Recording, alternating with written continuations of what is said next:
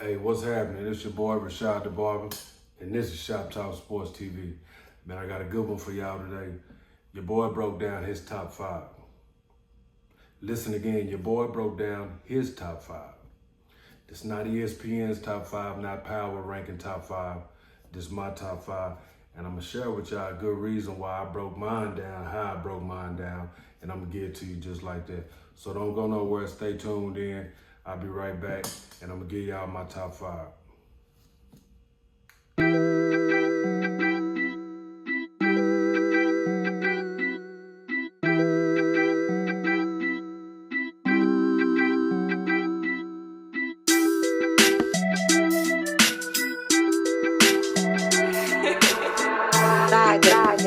Keep me chasing.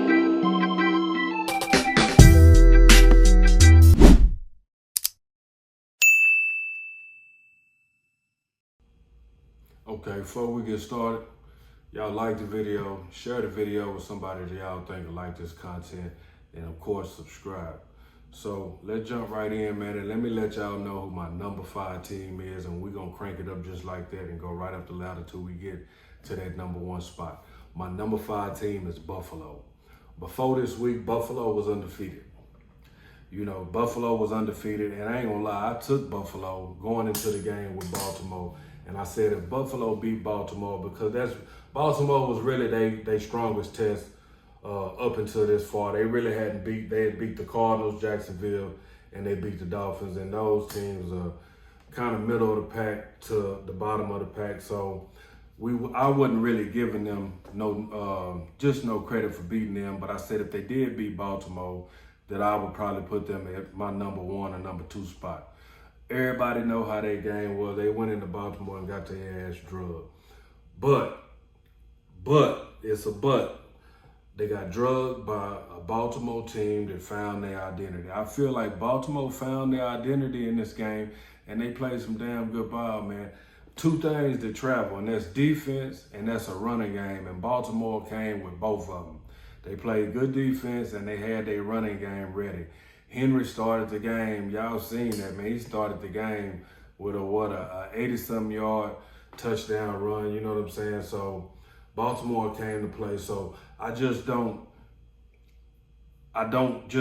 not going to knock Buffalo all the way out, even though they got drugged. I think it was like 35-10.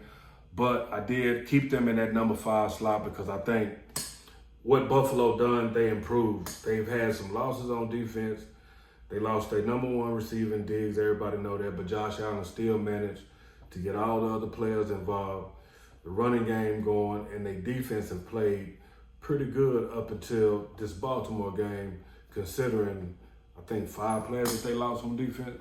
So I just couldn't kick them all the way out of the top 5 spots. So I do have them at number 5. Y'all let me know what y'all think about that 5 pick.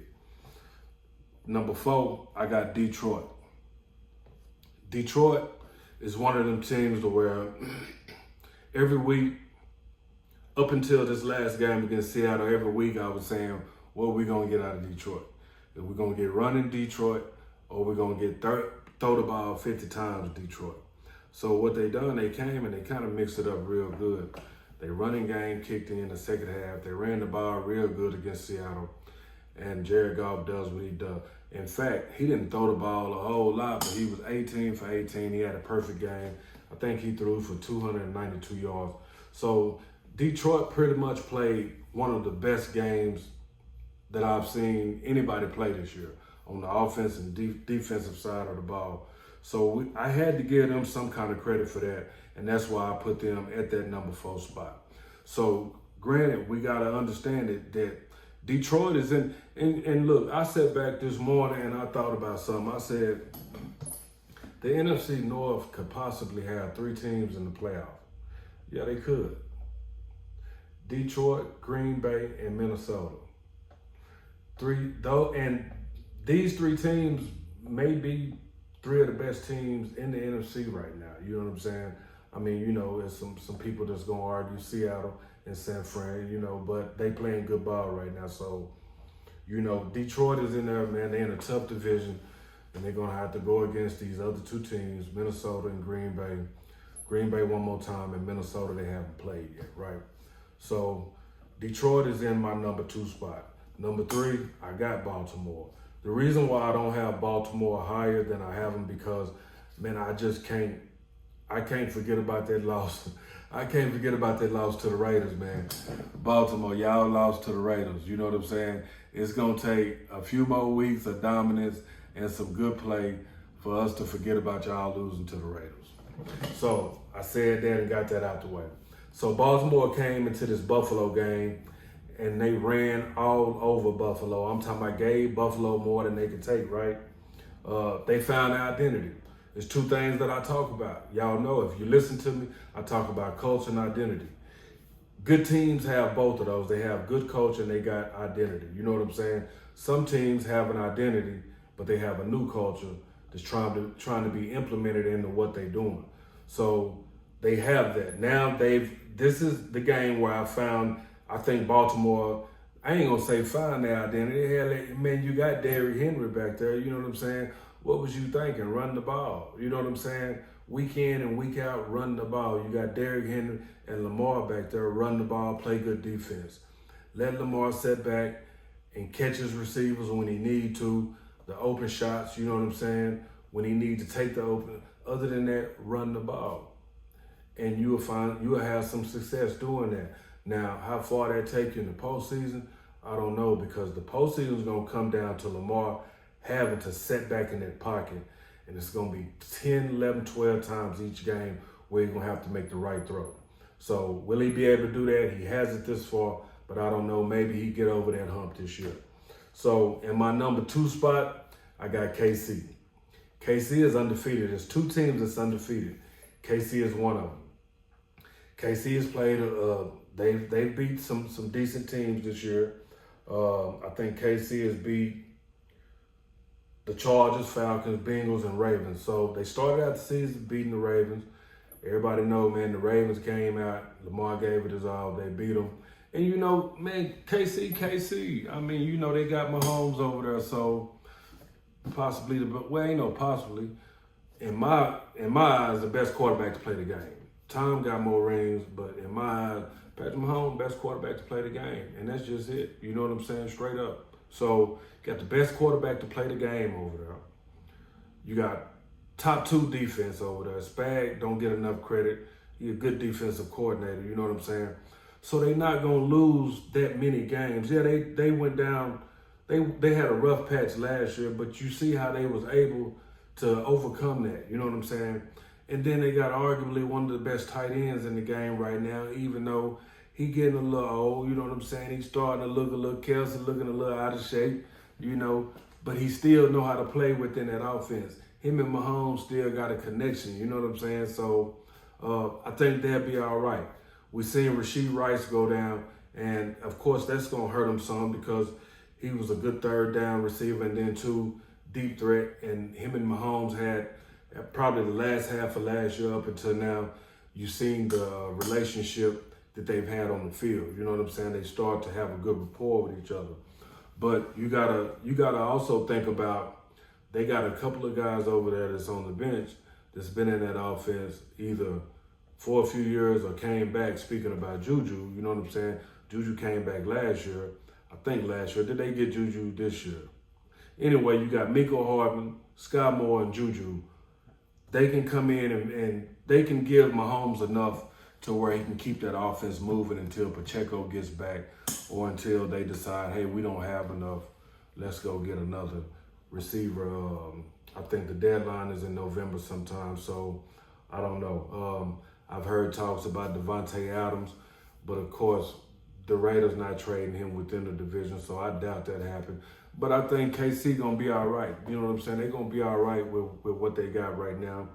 And I had to put them in that 2 spot. I struggled with if I was going to put them number 1 because they're the defending Super Bowl champions and they're going to always find a way to make it happen because culture and identity.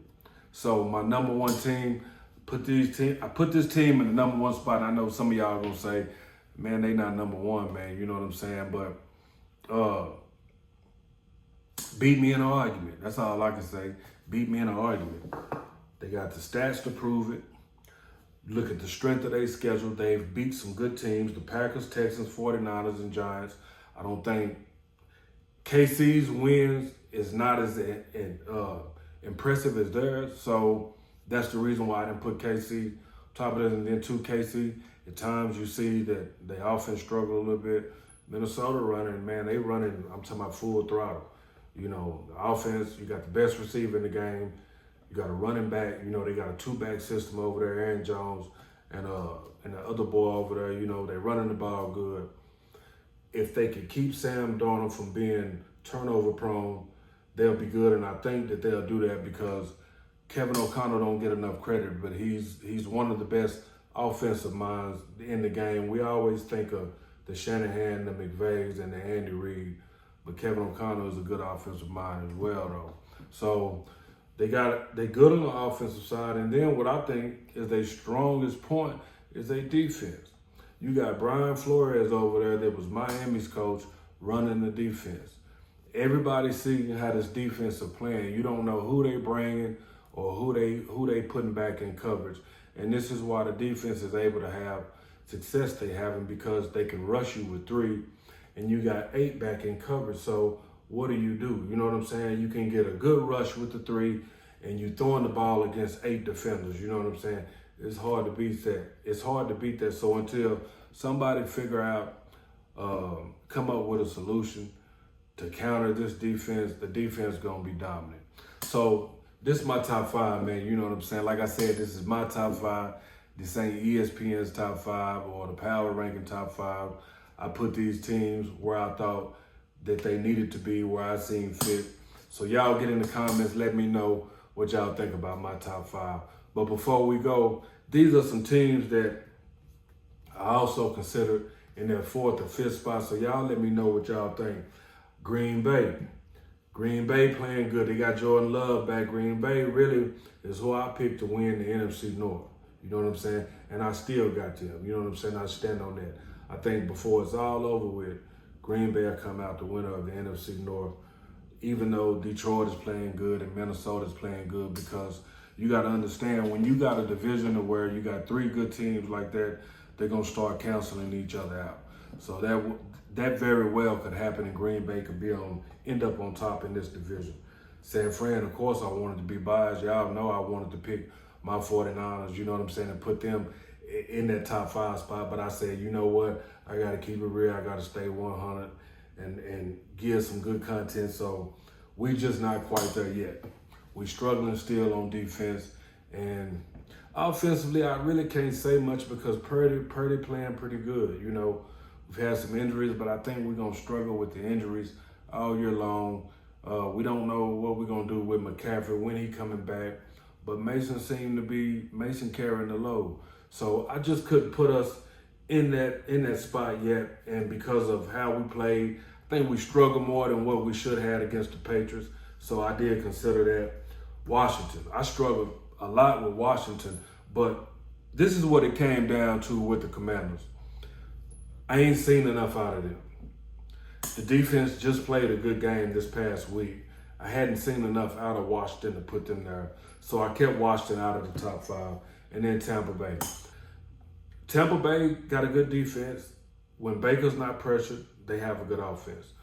But Tampa Bay struggled with running the ball. So I'm not sure what kind of success they're going to have playing some of the elite top tier teams going through the season, and then what it's going to look like the back half of the season. So they're my top 5 is. Those are the teams that I struggle with kind of putting in there, but I feel like they're on the bubble, on the outside looking in. Y'all get in the comments. Let me know what y'all think. Until next time, man, I'm going to holler at y'all. Thanks for tuning in.